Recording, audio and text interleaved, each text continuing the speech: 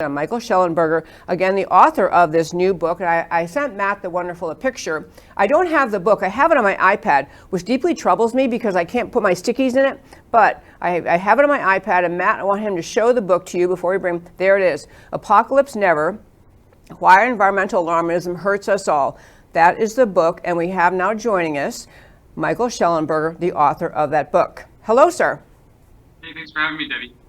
So glad you could join me today. Well, you heard me. If you heard my first five, I love when I have authors on to have the physical book in front of me and stickies sticking out, and I don't have that. I only have it on my iPad, so I have 17 pages of questions. I'm not even kidding. So we have to talk really fast. But on a serious note, I want to introduce you a little bit more, and then have you tell us anything about yourself that you want to share. But Michael Shellenberger has worked as an activist in the world of environmental concern about climate change. And he has some great experiences he recounts in the book on his journey of getting to the question of what's really true about climate change, not what is labeled acceptable to believe, labeled as settled, but what's really true in a whole host of issues related to climate change. And one other note I meant to say in the first five, I'll say right now, I think this is what the American people, the vast majority of the American people want. They want climate truth. They want COVID truth. They want truth about the issues we are facing, and they want to be told on some issues, we don't know the answer to that yet, but some of us believe this and some believe that. But we have gotten to a crazy place in this country where science is so political, we don't have a discussion about the substance of the issue. Instead, we have a discussion about who can be more insulting to the other side, who doesn't believe the same thing they do. So on that note, going back to Michael Shellenberger, he is the author of this book.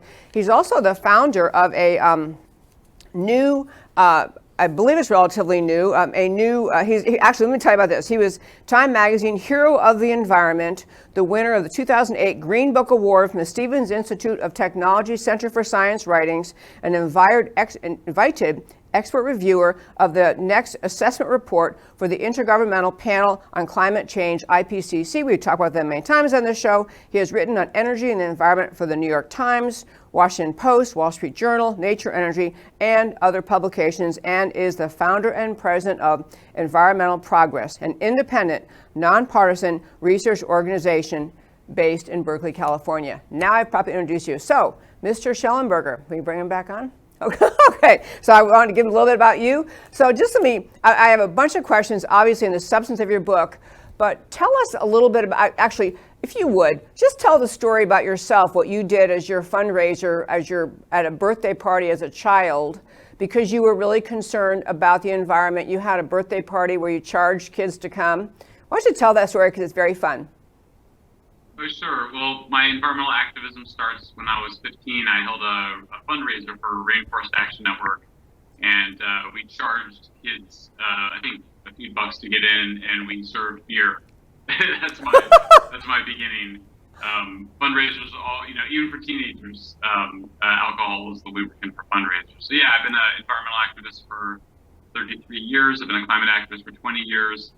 I decided to write Apocalypse Never after the conversation last year about climate change became so apocalyptic and really quite terrifying, particularly for children and adolescents. We know that anxiety and depression are increasing for all groups in the United States, but particularly young people. It's a difficult time. Social media is creating a lot of anxiety and stress for kids.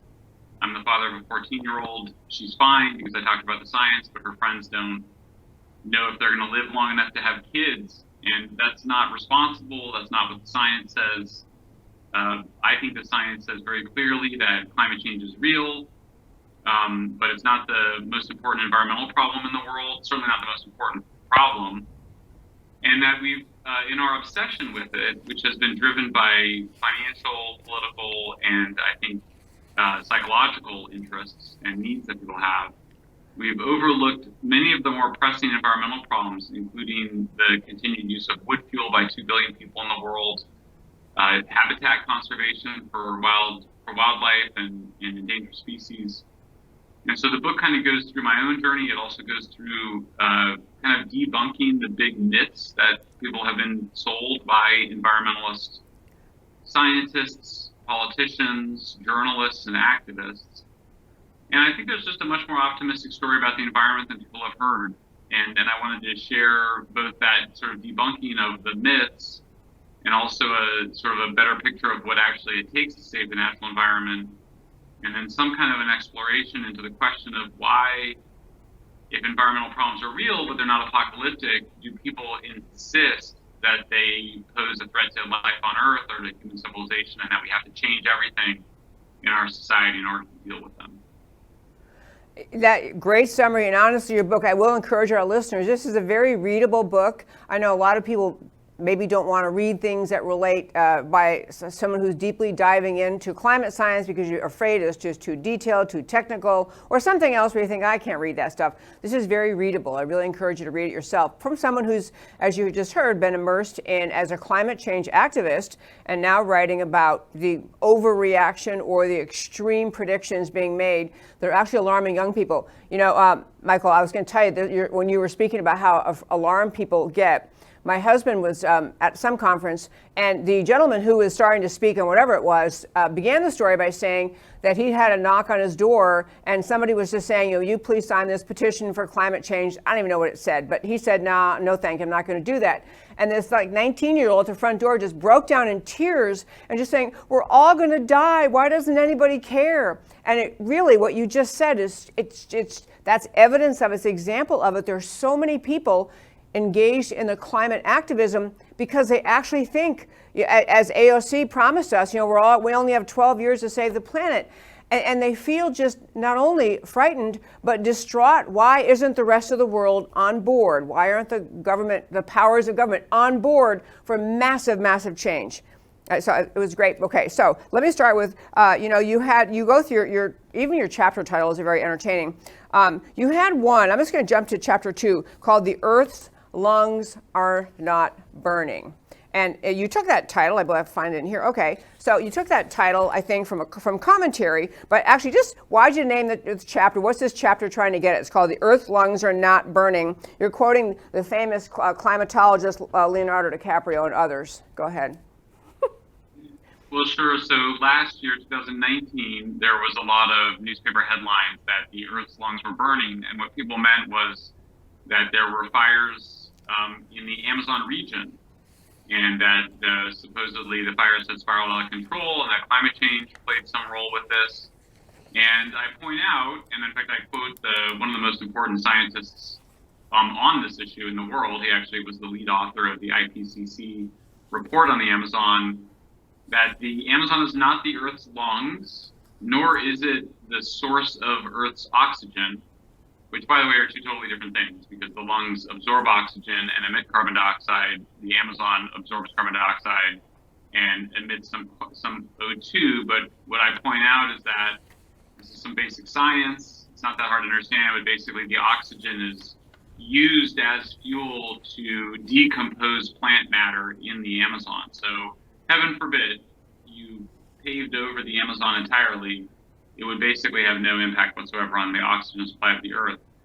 But that's really just a beginning way to get the reader interested in this very important topic. I think most people would like to see rainforests continue. Most of us would like to see big cats, jaguars, and other really spectacular species have the habitat they need. And really the punchline of that chapter is that the environmental groups, particularly Greenpeace, have actually had a counterproductive impact on the Amazon, because what they've encouraged in their sort of ideology of small is beautiful, of small farming, they ended up requiring landowners to protect these sort of islands of forest inside of large areas for farming. And so you end up with a fragmented landscape. And that's a problem, because you want the big cats need to have a contiguous forest landscape to move around. So what they should have done is concentrated the farming in a particular areas. That's how it actually has been most of the world. You concentrate the farming, and then that allows you to conserve intact rainforest elsewhere. So that's one of the many things that I document environmentalists have done, conservationists and environmentalists have done, that have been counterproductive. And it all stems from ideology. It all stems from a desire to take control over food and energy production, and basically oppose the forms of energy and food production that have allowed for the United States to be one of the richest countries in the world and allowed for Europe to develop. And so really there's been a kind of imperialism of trying to keep countries poor in the name of saving the environment. That's a great way to say it. Keep them poor in the name of saving the environment, as opposed to encouraging lesser developed countries and helping them industrialize and grow. Or I believe it's what your one message is, to organize the people working in the cities who are then going to need to buy food and produce, which can be produced in certain areas. It was an argument against the cruelty of urging somehow we all benefit if we keep poor countries poor and unindustrialized. It's just denying them the comforts and progress of modern civilization. Yeah. Okay, I'm going to go to another one. Right. Yeah, another one. You had this. I'm going to go through a bunch of things that you debunked, and then we can just talk about a bunch from your book. So you had another thing. You talked about that we are not in the midst of the sixth mass extinction, which of course is one of the many things my term has been the environmental extremists, or you use environmental alarmists, climate alarmists, that we are bringing on because of human behavior on Earth. We're bringing on the sixth mass extinction. Can you explain why that's not true? Sure. So I should start by saying I do think protecting wildlife is important. In fact, I think it's been overlooked and neglected because of too much emphasis on climate change. Nonetheless, there's been so much exaggeration on this question. And so people say that we're causing a sixth mass extinction because there's been 5 mass extinctions in the past. Well, this is just false. It's not even misleading. It's just completely wrong. To cause a mass extinction, you have to be wiping out somewhere between 50 and 75% or more of all species on Earth. Well, that's definitely not happening. The species extinction rate is something like 0.001% annually. We're not on track to make it happen. And in fact, because of our success growing more food on less land, we've actually been able to set aside many more areas for conservation protection than people really had even imagined we could. So the biggest use that the humans use the Earth the most for growing food, particularly meat production, requiring large amounts of pasture. Well, the amount of land that we use for pasture meat production peaked in the year 2000 and has been going down ever since. And that's great news because cattle ranching has been one of the traditional big uses of landscapes.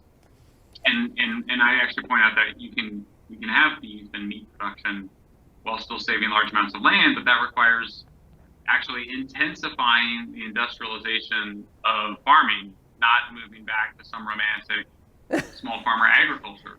Yeah. And that's just because modern agriculture is just so much more productive and you produce so much more food on less land than we did in the past. You know, I really, really enjoyed your book. And one thing I love about it is, as I said earlier, I think that so many people, they become aware that there are environmental extremists who are basically demanding all sorts of kind of sending us back to the Stone Age and making life less comfortable on Earth and refusing to spread the comforts of modern life to poorer nations. And instead of so there's environmental extremism, and I think some people perceive that on the other side, there's just kind of a cavalier, we don't worry about the environment, we can do whatever we want, nothing will happen. And what I love about your book is it's so factual. It is footnoted, and it is based on a lot of not just your research, but your travels around the world, your immersion in the environmental movement, the climate, people concerned about the climate and that movement, immersed in knowledge and facts, which is it's so refreshing. And I do think this is what most people want. They don't want the extremism of, the climate alarmists, and they don't want the cavalier. They want truth. Another thing you talked about was the viability of renewable energy.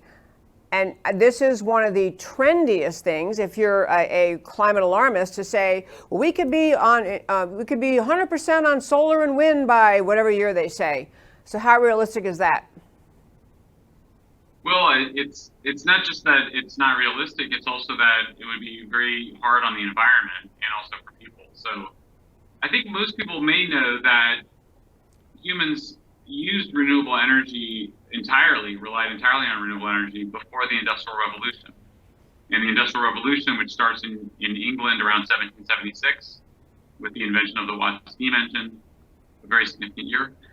But that was the beginning of the Industrial Revolution. That was the move away from wood to coal, and then later you moved from coal to oil and natural gas in railroads and shipping and other methods of transportation. And at each of these steps along the way, we're moving towards fuels that have a higher power density, meaning you can produce more energy on the same amount of land or on much less land. And so to give you a sense of it, to generate the same amount of electricity from a solar farm or a wind farm as from a natural gas plant, you need 300 to 400 times more land. So it's very land inefficient, which means that you're using more land for humans, for energy production, and that means that you're leaving less land for the natural environment. And then the other thing, of course, is that we find everywhere that renewables increase the cost of electricity, both because they require so much more land, but also because they're unreliable. So sunlight doesn't always shine for solar panels, and the wind doesn't always blow, and so you always have to have some backup power source, and that just adds incredible amounts to the grid. People don't really understand how the electricity grid works, but you need power all the time. That's how civilization runs. And so the high cost of renewables is felt both in the unreliability, but also in the large land use impacts, the large environmental impacts. This is one of the strangest things, I think, is that the people that advocate the most strongly for renewables say they're doing it for the natural environment, but renewables are really terrible for the natural environment, much worse for the natural environment than fossil fuels. Yeah, someone did a study, and I remember who it was talking about how really you could parallel the kind of lifting up of mankind with the development of fossil fuels and the ability to have trains deliver food to more remote areas. Fossil fuels allowed the world to emerge from earlier stages with fewer needs met, people more distance. It allowed everyone to grow, and not just in America, but around the world, especially the poorest nations of all had more access to the good that the developed world had to offer in terms of food, medicines. I assume you agree with all that. Absolutely. Energy liberates us. You can see in the background, I have these World Fair posters that I collect, these beautiful World Fair posters. And what's so striking about them, and they're usually from, the 1800s or the early 1900s, is what's so striking about them is they celebrate energy. They celebrate electricity. In fact, Disneyland was, a celebration of mobility, of energy, of going to space, but also moving across the continent. Certainly women's liberation, the fact that kids could go to school, the liberation of oppressed ethnic minorities. All of these things were made possible by using large amounts of energy, which power the machines, which liberate us from farm life. I mean, most people don't want to be farmers, and most people want to be able to travel. And so, modern energy is the key to it all. And so, what's driving? Why would somebody want to make energy more expensive? Why would you want to make energy more scarce? Why would you want to reduce our ability to travel or our ability to use machines? And that's the question I ask in the book, because I don't think mere ignorance explains it. I think there's something else much more sinister going on. What's the something else? Well, it's about control. So I think it's interesting that you see a lot of the demand for action on climate. The demands are often of international action, of really trying to control the food and energy policies of other countries. Germany is very active in trying to control what Africa does and what its European neighbors do. Food and energy decisions are best made locally. They're best made in the nations that you live in, because you know your conditions, and there's a lot of energy sources, not all of them, but some nations have more uranium, and some have more petroleum, and some have more coal or oil or gas, and these are difficult decisions, and you have to make them at the local level. And so you see an agenda of trying to control other people's food and energy supplies. That's not it's not coming from a good place. It's not coming from a positive motivation, the desire to exercise that kind of control over other countries. I could not agree more. You also wrote about one of my favorite subjects, which are plastic straws. And the story you told, I never saw that video you described, as environmental ecologist person was trying to help actually rescue, I think it was turtles, right? And they were extracting something from this turtle's nose, which turned out to be kind of a very dilapidated plastic straw. With the point being that she recorded this very unpleasant experience for the poor turtle and then put her video up, and it went very viral on YouTube, basically talking about the idea that plastic straws are killing the sea animals. And then we've now had, of course, across this country, outlawing plastic straws. I guess in California, you still can't have them. Here in the great state of Texas, you can have plastic straws if you want. But the larger point you were getting at in that whole chapter was the idea about the use of plastics and how harmful they are really as people begin to study more to the environment and particularly in the ocean. I know it's a big question, but can you kind of summarize the evolution of your thought on plastic straws and plastics in general? Sure. So the two most important things I think to know about plastics, the first is that we have a really good solution to plastic waste, which is landfills and incineration. In places where we have a lot of land, like the United States, we tend to put it in landfills. And that works just fine. The landfills have gotten much better. They're sealed. They capture the methane gas. A lot of them burn the gas, which is natural gas, to make electricity. And they're stored, if you put your waste in landfills, it does not go into the oceans and does not get stuck in turtles' noses. So that's sort of the first most important thing, is that the waste that makes its way to the oceans is often waste from rich countries sent to poor countries, which are supposedly going to recycle it, but because they don't even have waste disposal systems themselves, a lot of it ends up going to the ocean. So you really should be throwing your plastic in the trash and not recycling it. It is okay to recycle aluminum and glass. Those are heavier materials and they have some value, but there is no value to recycling plastic. It's already been downgraded so much that these efforts to recycle plastic, they cost so much that will just end up sending the waste to poor countries where they go to the ocean. So that's completely counterproductive. The second thing is that plastics, most of our plastics, which are made from fossil fuel byproducts, really waste products, are much better than plastics made from biological materials. So the original plastics were billiard balls, pool balls made from elephant tusks, made from ivory, or piano keys made from ivory. Well, that's terrible for elephants. For the elephants, yeah. Drove the killing of elephants. And actually, it turns out that the plastic piano keys are better than the ivory ones, by the way. That was a funny discovery. But even more dramatically, there's something called tortoise shell glasses. In fact, my glasses are tortoise shell. You can see the design here on there. These are made out of fossil fuels. And you might think, and people have been taught, unfortunately, our children have been taught that fossil fuels are bad and that somehow my glasses are bad. But my glasses are good because they replaced the tortoise shell, which was misnamed. It was actually sea turtle shell. Yep.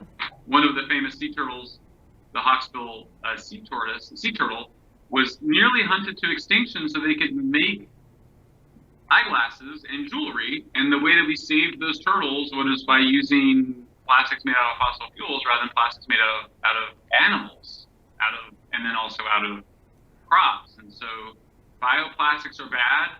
Fossil fuel plastics are better. We need them. And in fact, obviously plastics have a lot of benefits. Most of our healthcare, all the personal protective equipment in our hospitals, these things we take for granted, are life-saving things, including in science itself. I mean, they use a huge amount of IV bags and test tubes and all the rest. So yeah, the truth is we have a really good solution to plastic waste. And to the extent to which we have a plastic waste problem, it's because of poverty in poor countries, and it's because we had this bad idea that we should be recycling plastics in rich countries, and that ended up actually creating the problem in poor ones. You did such a great job explaining that just now and in your book. So much detail. And again, I urge people, this book that we're talking about, we're speaking with the author, Michael Shellenberger, the author of Apocalypse Never, How Environmental Alarmism Hurts Us All. I love the title, as I said earlier. Just love even the title.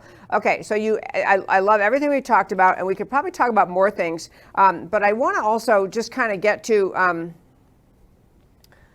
there is a lot of discussion. You hear conservatives frequently criticizing climate alarmist types who fly to, they fly on these their personal jets. So you have these, very mega wealthy, mega high stature people in the world flying on their private jets to come to some environmental conference to talk about, saving the climate and how everybody else has to stop using fossil fuels as they're zipping around the world. And I think a lot of people have commented on that, and you have some great anecdotes and data in there about what it costs and all of that.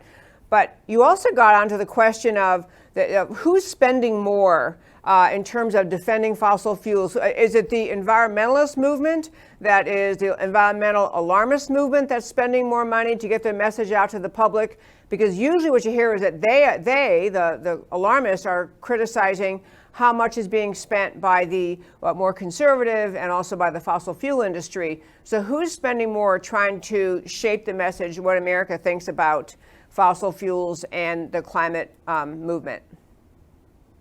Sure. On the first part, I point out that last year, Google organized a retreat of very famous celebrities, actors and actresses from around the world, to meet in Sicily.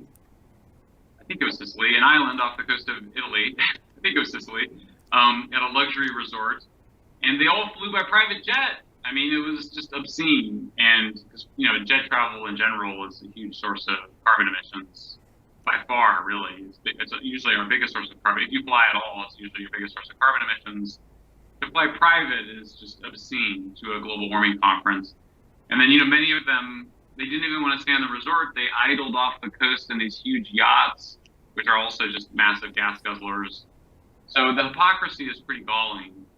But I think the more serious point, which you're asking about, is that the big environmental groups, the big climate alarmist organizations, they get hundreds of millions of dollars a year from various financial and energy interests that, as you point out, massively outspend so-called climate skeptics, massively outspend the fossil fuel industry, frankly. The fossil fuel industry just doesn't invest much in climate skepticism anymore. There was a period where Exxon didn't last very long, and it wasn't as much money as people think. And I even point out that the environmental groups promoting renewables accept a lot of money from natural gas companies, and they use that money to try to kill off nuclear power, which is by far our best and largest source of zero emissions energy.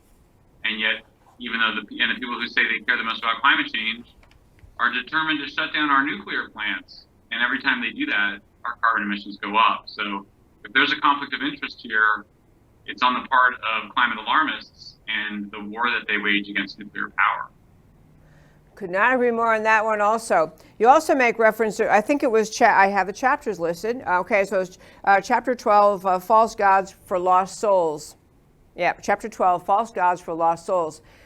It is so interesting. The young woman I mentioned at the start, who was described in a conference my husband attended, who was just broken down, sobbing because someone wouldn't sign on to whatever she had, some petition about climate change.